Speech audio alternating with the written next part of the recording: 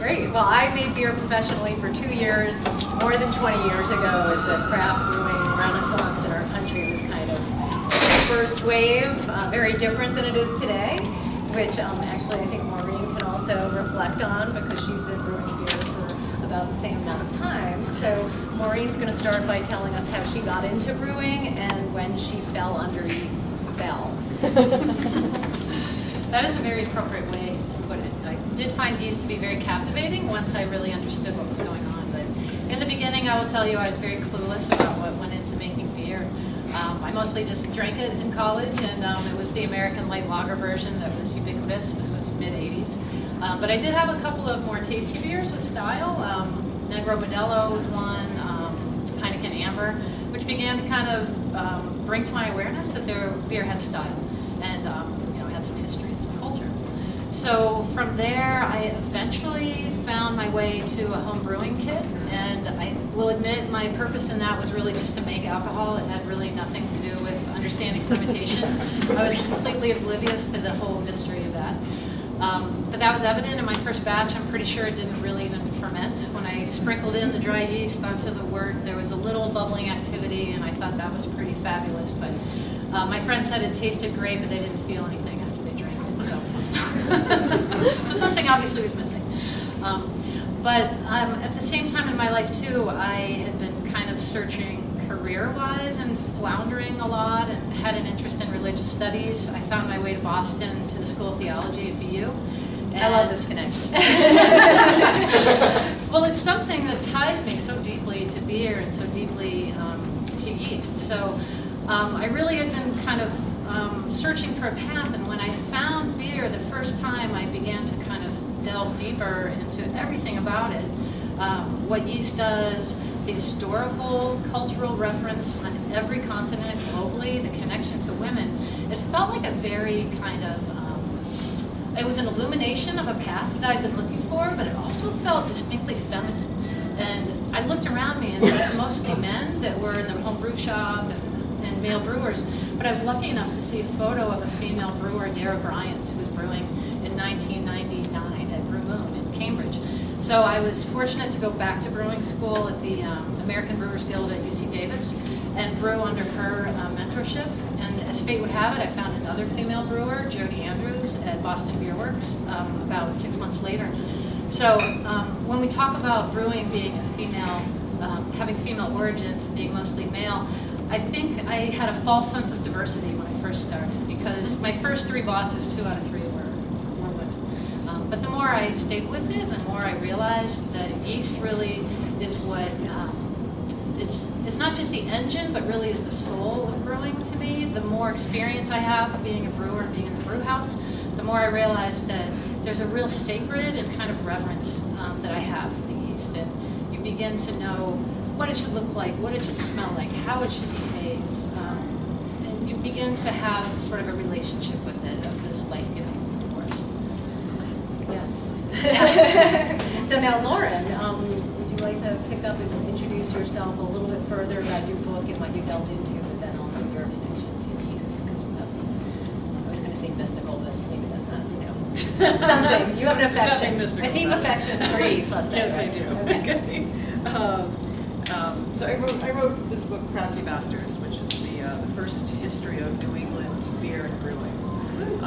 And which means basically it kind of starts with brewing in America, period, because the Massachusetts Bay Colony and the Plymouth Colony were really kind of like the first big sort of permanent settlements that weren't just commercial. They involved families coming over, and what those families drank was beer. The men, the women, and the children of those families drank beer because safer than water.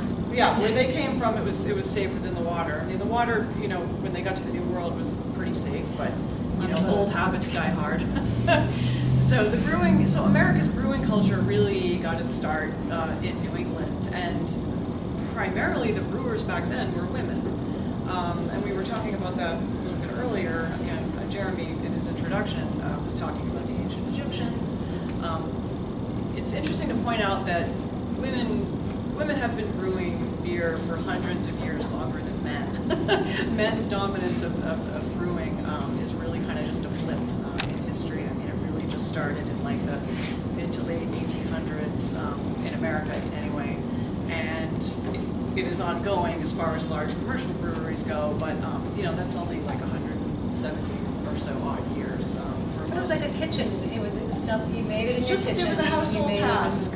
Yeah. And yes, I mean, it was, you know, the monks in Europe were famous for having brewed, you know, great strong beers and brewed beers for sure. But nuns did it as well. And, you know, and in Europe, I mean, we brought those traditions over to the New World, the Old World, where it was really just, you know, the task of the lady of the house, along with all the other household tasks. So she brewed beer for her family.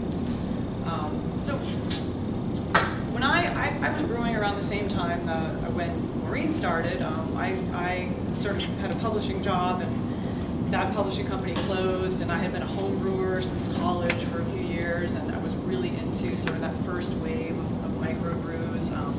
I went to the University of New Hampshire, and I bartended and booked the music at this club in Newmarket called the Stone Church. Hey, I lived in Newmarket. And one of the beers that we served from behind that bar was the revival of Frank Jones Ale, which was a industrial era brewery in Portsmouth, really in the 1870s. That was one of the best-selling ales in the United States, and Frank Jones was sort of a revered local and national figure. He became a member of Congress. He was a top politician in New Hampshire as well, but he had an interesting reputation, which I won't go into. But it was the revival of Frank Jones Ale that kind of got me into, like, you know, there's something besides a light lager out there. There are these beers with flavor. What, you know, how can I make them? Oh, wow, I actually can. I can go to a homebrew shop and buy some malt extract and some yeast. And my first attempt at home brewing was a little more successful. I actually did make beer with alcohol. It was pretty good. And so after a few years of that, and sort of being in the world of publishing, because my background's in writing and English, I decided to kind of just chuck it all and become a brewing intern. This was in 1996, and this was at the old Commonwealth Brewery, which used to be right around here, right near the Boston Garden. And I just showed up one day and said, "Hey, are you taking interns?" And the brewer luckily just goes, "Sure," and me a pair of rubber boots. And I started cleaning out fermenters. Were they in a walk-in cooler, or were they? Oh, the fermenters. Yeah, the fermenters. What about the conditioning tanks? Because that's always Well, the conditioning tanks were, I had to work up to those, because the way that the old Commonwealth Brewery was set up was very much kind of improvised, which is what a lot of breweries did, you know, when they were using like old, you know, dairy tanks to ferment in. Wow. The equipment that they had was not as readily available, so they kind of had to improvise, and so the conditioning tanks were harder to clean than the fermenters. The fermenters that they had were just open square fermenters, like you just got in them with your boots and you started scrubbing. Coolship? Is that what that's called? Like kind of? No, they're called Yorkshire squares technically. You know, back in old British brewing, they actually would have been made out of like some kind of like slate. These were stainless steel, but yeah. So that's kind of the beginnings of my fascination with beer and brewing and just, yeast. Yeah, and yeast, because I mean, open fermenters, to pitch the yeast into the next batch, you just take this big perforated scoop and you just grab a big scoop of yeast and pitch it into the next batch. It was pretty primitive, but it was really cool. Right, and Jessica is a microbiologist, so she deals with this, you know, very intimately with the organisms at Lamplighter. So maybe you can talk a little bit how you got into working with brewers' yeast. Yeah, for sure. So I kind of have a unique background that I came in purely from a science background. So I've actually never brewed, never home brewed. Just kind of was in grad school and knew that I liked to drink beer, and that was all I really knew about it. I guess we all like to drink beer. Yeah. So honestly, if anyone's in grad school or was once in grad school, you know it's kind of a prerequisite that you have to enjoy drinking beer if you're passing through it. So I kind of had hit a point in grad school where I wasn't really sure what I wanted to do. None of the traditional tracks were something that I was really excited about, and I kind of started joking with my friends just to be like, I think I'm just going to find a brewery and convince them that they need me because they have yeast. They must need someone to take care of it, and I'll just make this a job. And just joking around, had no idea this is an actual job that people do all the time at lots of breweries that breweries want to hire people for. And it just kind of worked out. So after grad school, I took some time off, did some traveling, came back to Cambridge. I knew Lamplighter was under construction because it's pretty close to MIT and would wander by it sometimes. And I just walked in one day and asked them if they were hiring. I was like, just need a part-time job while I look for work. You know, I thought I was going to be, you know, work at biotech or something. And I was like, I'll sweep for floors, like whatever. I just want to be in a brewery and it'd be super fun. So I just started out filling growlers. I started bar backing when we opened the tap room. And, you know, when I applied to the job, the owners asked for a resume, and I was like, well, my resume is kind of funny. You know, you might see that I have all this like research history on here, but just ignore that. I'll just so knowing that, they ended up asking me, you know, when they had a need for a lab, if I would be willing to come on and start up the lab and get that going, and that's what I've been doing since then. And when we first started, it was really, you know, part-time. I was mostly still working in the tap room, doing some stuff in the lab, just kind of doing cell counts to see. I was looking at the yeast what do you microscope. do? Like, Yeah. just you know, I don't even know. Yeah. So what we started off doing was just doing cell counts. So you just take a sample of the beer and you really just look at the yeast under the microscope. You see how the yeast are growing, how healthy they are, if they're kind of, you know, getting all the nutrients they need and they're behaving the way that you want them to get, you know, beer the right way.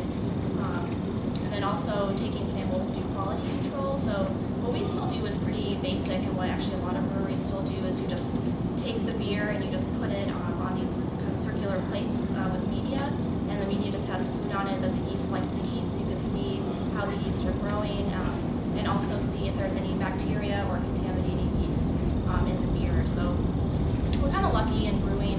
There's not a lot of different kinds of contaminants that can grow in beer, so beer is very acidic.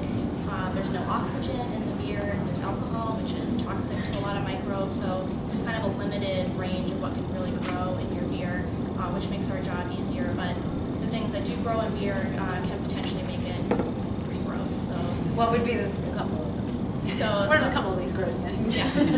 So some of the bacteria that can grow that are a big concern they're called lactobacillus or pediococcus, which can give beer a very sour flavor. So they produce lactic acid. So if you want a sour beer, you actually put that in there intentionally. But if you're trying to make a lager or a porter, you obviously don't want it to be sour. So you want to make sure these kind of contaminated bacteria aren't in there. And we also work with at least seven different yeast strains, which I think more breweries are starting to do, but many breweries work with 2, maybe 3. So there's always an issue. Maureen's works with usually 2 Yeah, around, usually just so two, you know, when you're dealing with these different strains, you don't want them to commingle. Yeah, you don't want to kind of mix them up together, and some things are a little more are worse to contaminate than others. So we work with Britannomyces a lot, which was a wild yeast that some brewers really want to stay away from because it's very hardy, it's very tiny. If it gets in your beer, it's going to basically take over. Yeah.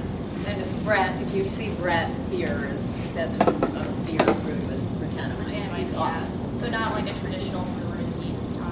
So if you kind of give it the right conditions, it actually makes really delicious beer.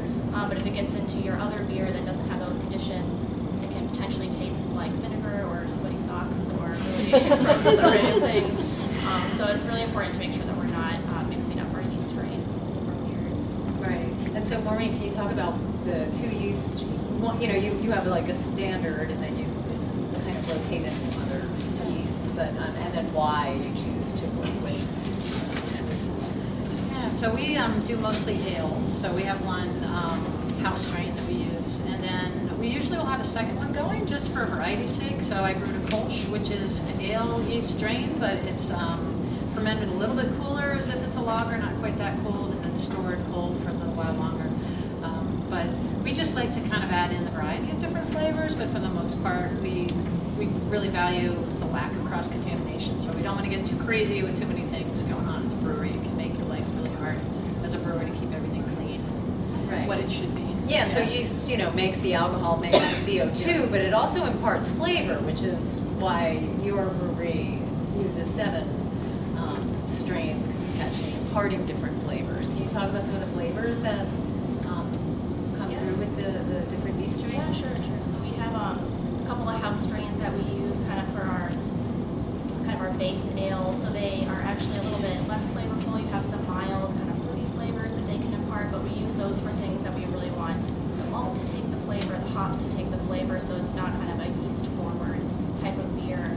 But then other strains that we use, like the Belgian strains or Saison yeast, those beers are all about the flavors that the yeast give off. So Belgian beers are really known for having strong banana flavor, clove flavor, spices, and those are all from the yeast. Those are not ingredients that the brewers add. So they're just compounds that the yeast are putting into the beer.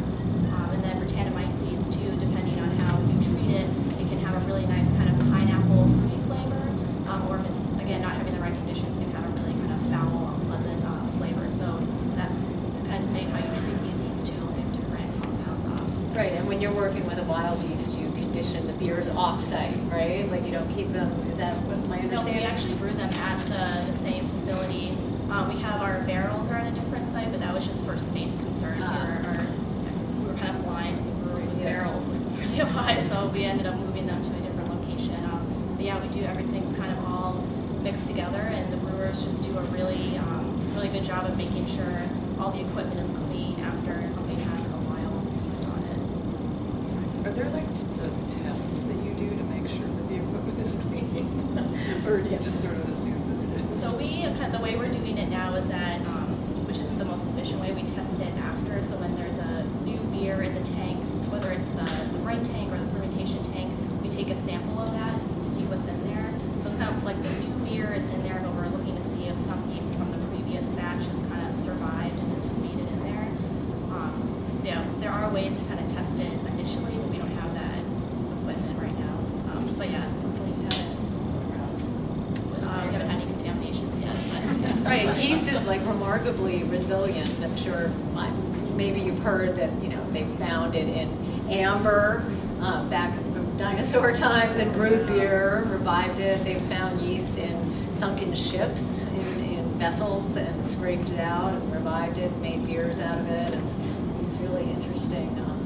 Just the kind of, some people joke that they're actually from outer space, like they're just, they're like zombie organisms or something that never die. Yeah. But Lauren, you had reflected a bit too about the kind of the yeast connections, kind of the history and what you were talking about. Yeah. Well, I mean, nobody really understood what yeast was until really recently, like the last 130, 40 years. It's like a miracle. Yeah, I mean, and they knew that there was this like foamy stuff that you would pitch into your next batch of beer, and that would hopefully ferment it, but they didn't understand that this was made up out of trillions of tiny little organisms that were consuming the sugars and the starches in the wort and, making carbon dioxide and alcohol.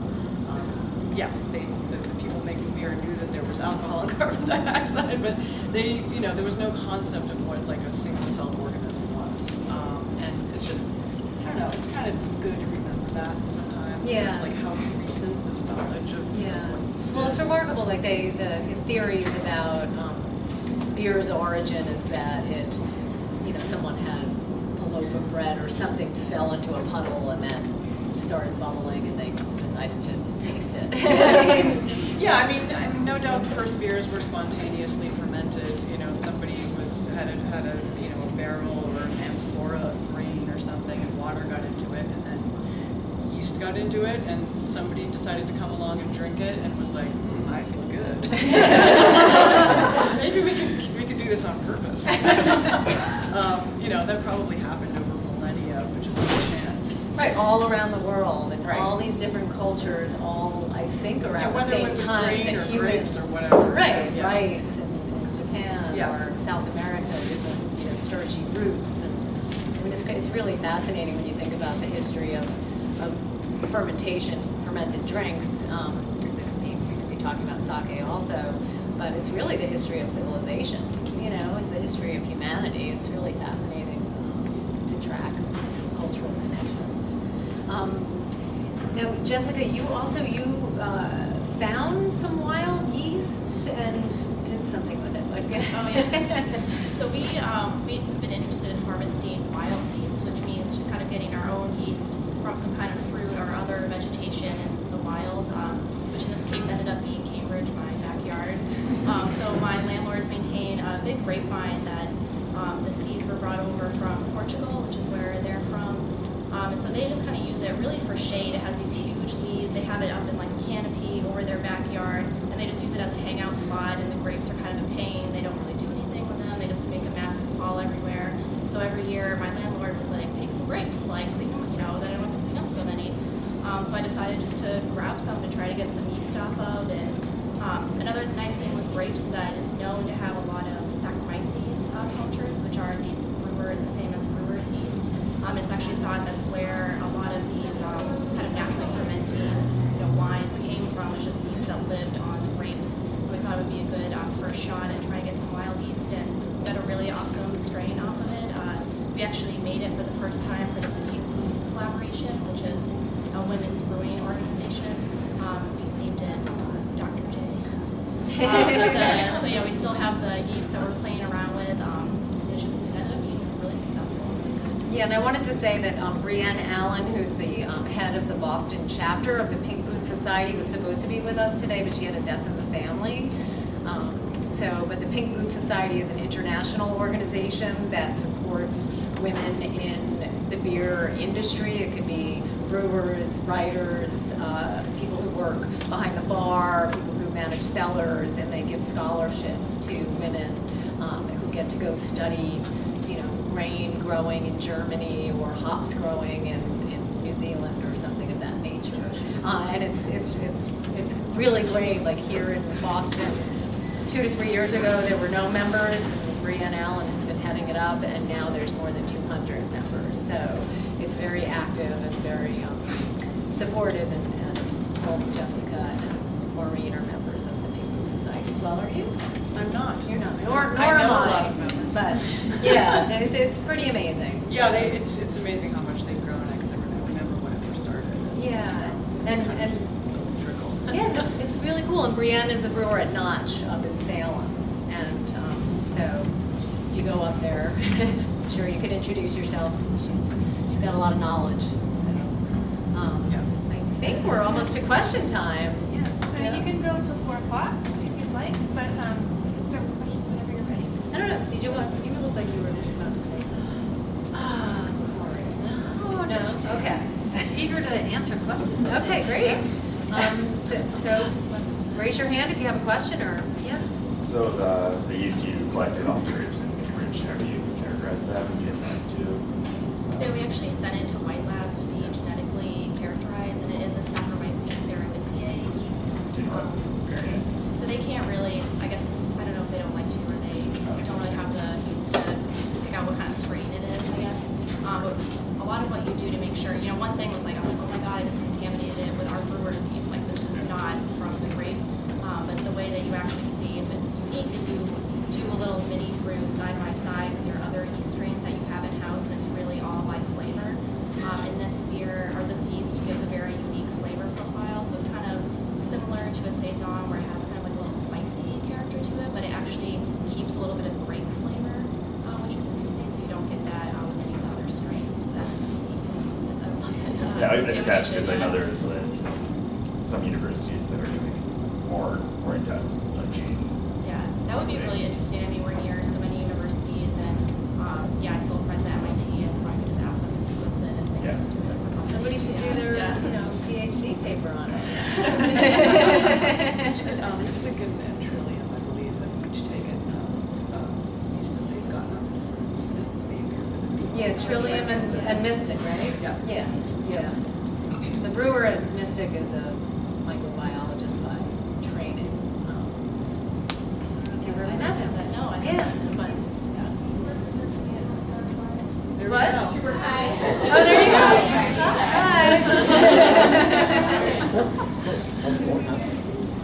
Okay. Who else has a question? Yes. It seems like the yeast is kind of the identity of the brewery. How long have you been working with your particular strain? And what strain do you work Yeah. with? So that's somewhat proprietary, but it's one of those sort of, I want to say flavor neutral, but one that's very prone to taking on house flavors based on the malt that you use with it, and to some extent the hops too. That was by design because we use all local craft malt, so all of the malt we use is grown in the Northeast, and it's malted by craft maltsters as opposed to larger malt houses that are a little more homogeneous. And the hops we use are 80% are grown on one farm in Western Mass. So 4-star? the 4-star, yeah. So they're out in Northfield, Mass. So we're not really focusing quite so much on the yeast as being like sort of the flavor generator, but really more the malt and the hops that we're using. So we picked a yeast strain that would be really good to showcase that. And back earlier when I was brewing, there was almost a phobia about introducing a different strain of yeast to the brewery. Like you'd have one yeast strain, and that was it, and you would not introduce a lager strain or a Hefeweizen or something like that. You wouldn't even speak of it. No, it's really scary. And so now it's really remarkable to see breweries working with 7 strains, to see breweries working with wild yeast and managing it. And I've heard stories where things don't always work out. You have to dump a batch of beer. It happens, but it's such an interesting experimental time for brewing now. I think it's remarkable. It's a good time to be a brewer and a beer drinker. You had a question. So I've been doing a lot of lacto fermenting, with veg and stuff, and then comms yeast seems to be a huge thing. What's that? It's a yeast that forms kind of like this lattice work white. So it's because I thought it was only temperature, but I'm not positive. But it jumped to my meat. So I was like, because that's a serious issue because it's re-rack and whatever. So is there any way to is it just a temperature thing, or is there anything else I can do to prevent? Because comms yeast seems so prevalent everywhere.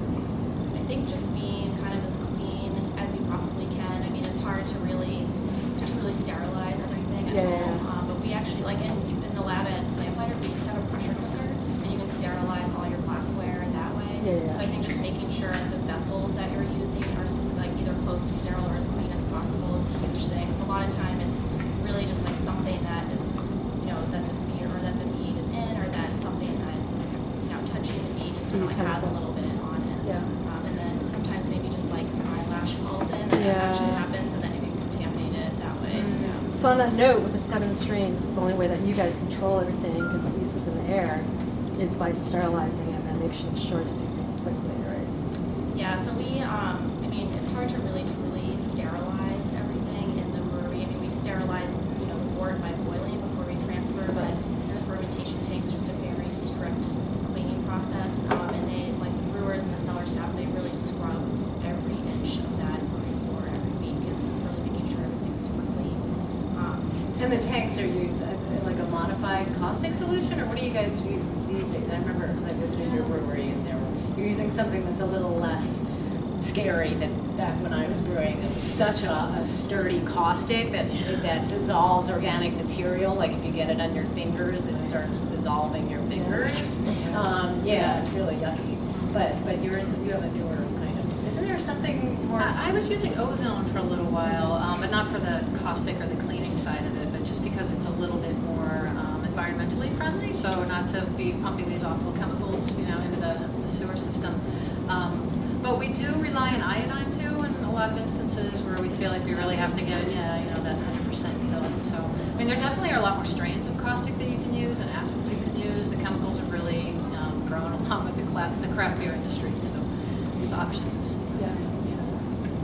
But you don't how do I say it? Because since yeast is kind of airborne, right? A lot of times, you don't need to deal with it's too hard to deal with airflows, right? Different strains, different rooms and stuff. In the brewery, all the tanks are closed off, so it's not like an open fermenter. Right. So everything's very closed. So we're not, and we do have to open the top to dry hop or to put in a new batch of yeast. It's very, very quick. So there is always kind of a risk that something kind of sprinkle in. But usually, if you have something that is kind of minorly sprinkles in, I guess you have so much yeast in there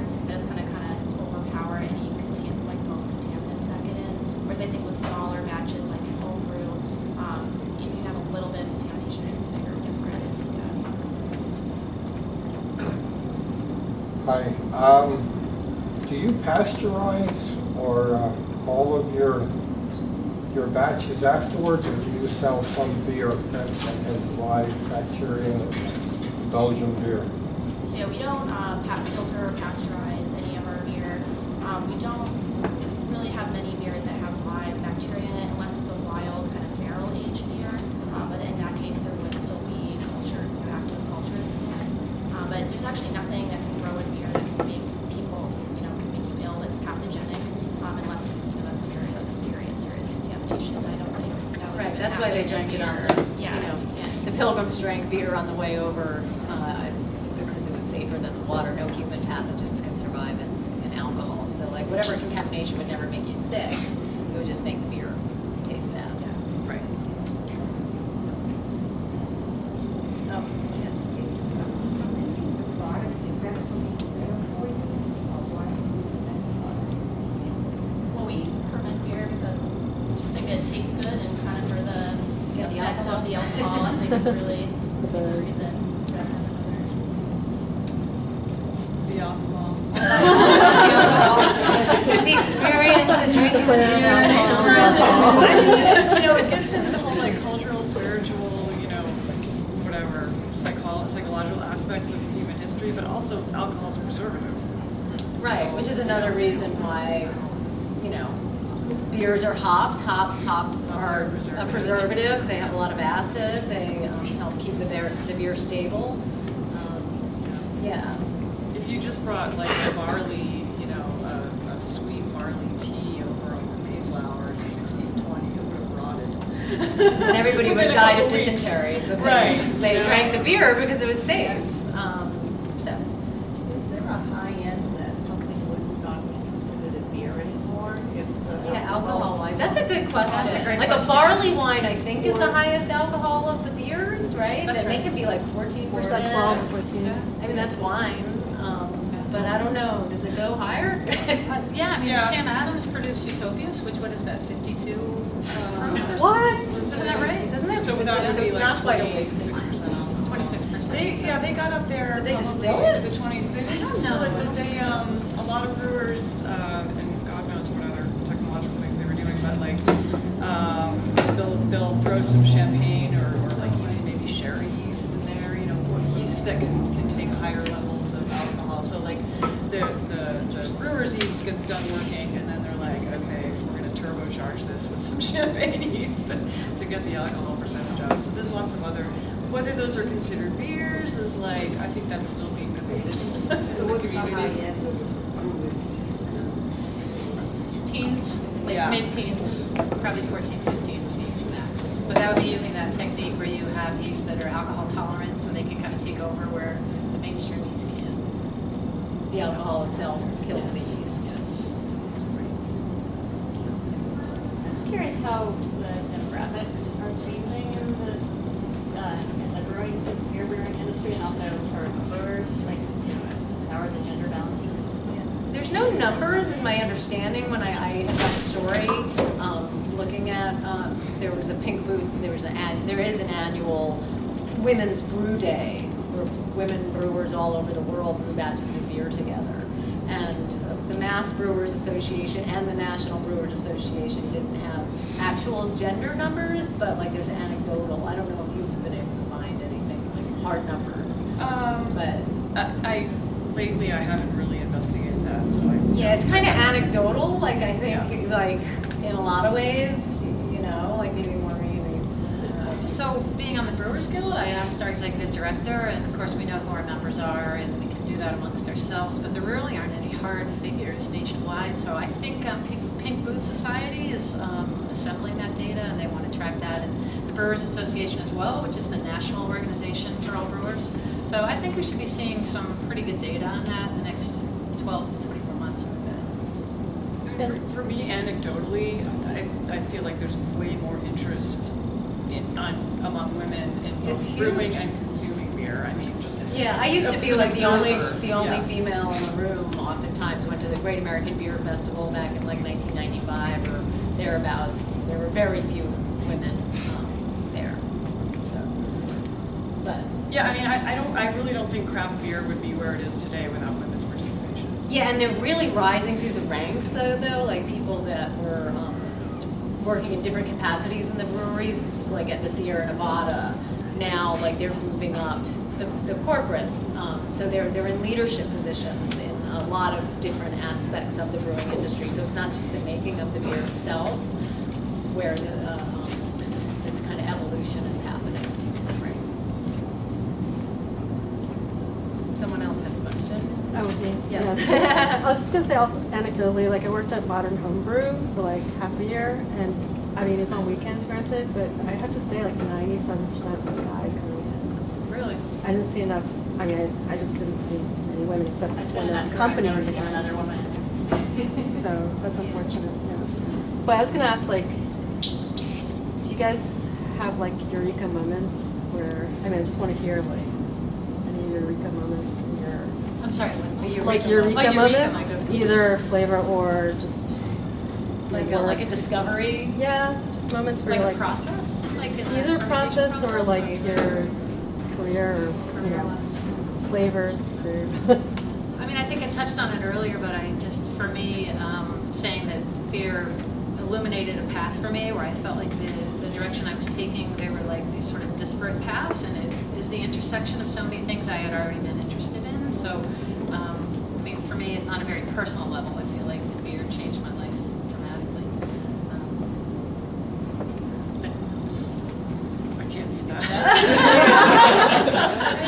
It sounds like No, it's esoteric, awesome. but I mean, It's I great. really feel like very deeply, like brewing and fermentation feels like super archetypal to me. You know what I mean? Like it's a male endeavor and a female endeavor as well. But Creation. it's just it's just creation, and I don't know. There's just so many things about it that I just feel like that's what I was born to do. And thank God I found it when I was 30, and it was even a possibility then. And thank God I had role models of other women who experienced the same thing and could guide me.